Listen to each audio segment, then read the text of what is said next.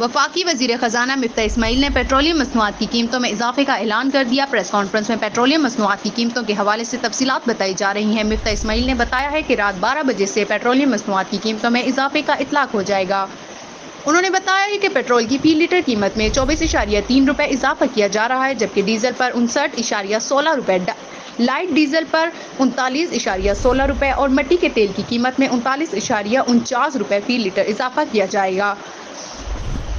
قیمتوں میں اضافے کے بعد پیٹرول کی نئی قیمت 233.79 روپے، ڈیزل 263.31 روپے، مٹی کے تیل 211.43 روپے اور لائٹ ڈیزل آئل کی نئی قیمت 207.47 روپے ہو جائے گی۔